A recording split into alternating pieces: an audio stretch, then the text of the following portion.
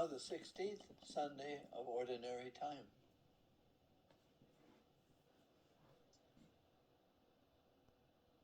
So we have the apostles returning, and they seem to be tired in Mark's Gospel. They were out doing good things. And Jesus says, okay, let's have a retreat day. Let's go across to a deserted place and be by ourselves, and we can talk about what you did, all the great things you did. So they go, but the crowds have heard what Jesus had sent the apostles to do, and they know where they are, and they see them get in the boat, so they run around to the other side of the lake and get there before the apostles. And they said, ooh, there goes our picnic day, there goes our retreat. And then Jesus sees them. There's a wonderful phrase. He sees them with pity. The real word is he receives them. He sees them with receptivity, open, available. He receives them as they are.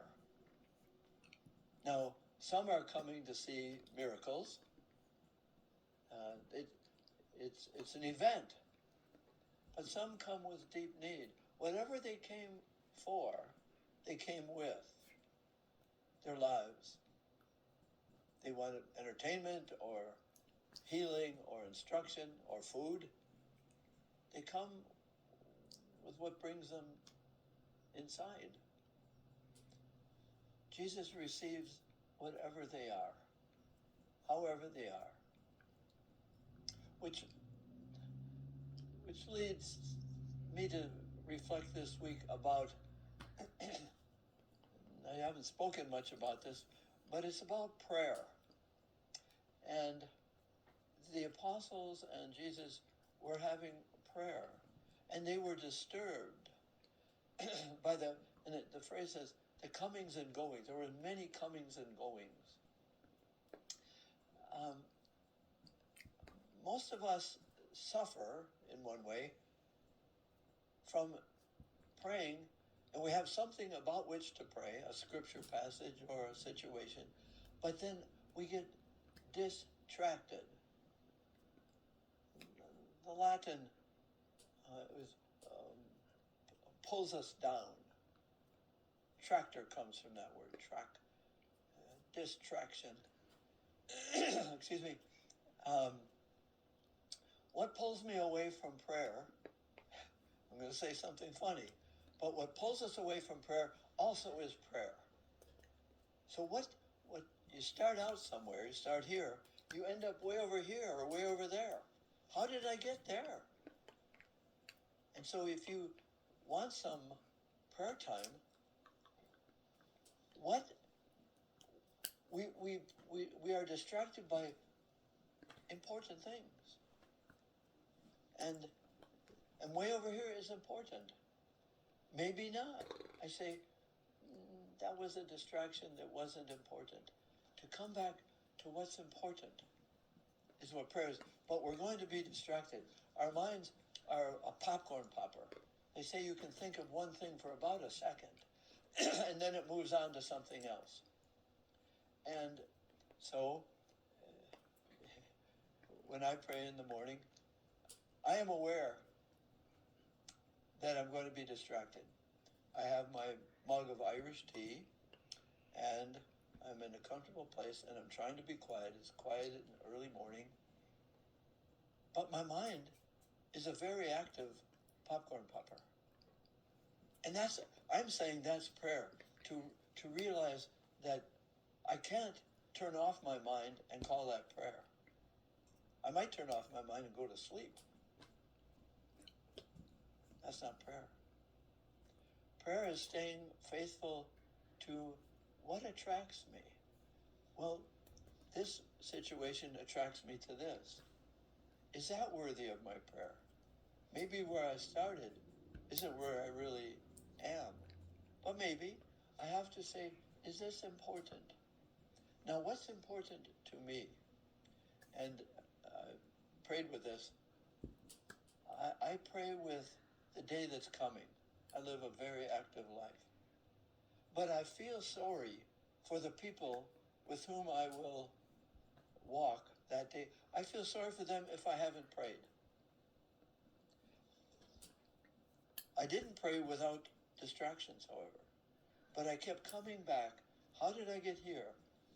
Pray with that. Maybe that's where you really are. Or way over here.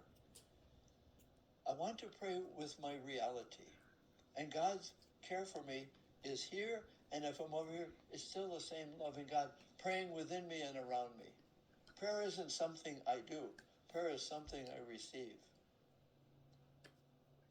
But grace and prayer they don't change the activity of my intellect and my imagination and my memory. It's all there. And we have to believe that God is not saying, stay true to the text. Stay right there. If you get distracted, that's bad. I'm not there. I'm only one place. No. Our loving God is praying all the time, wherever I am.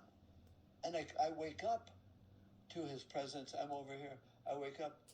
Yes, you're showing me that's more important than where I started. I'll pray there. My heart is there. My spirit is there. My pain is there. My joys are there. I begin by saying, how am I right now? Where am I? And the apostles were all set for a prayerful retreat day. And they got distracted. And Jesus, showing that abundant love, says, we started one place, but the people, they're waiting for you and for me. And Jesus healed them, and the apostles said, we'll do that too. So prayer is not something I do. It's something I am, and it's something that God does through me.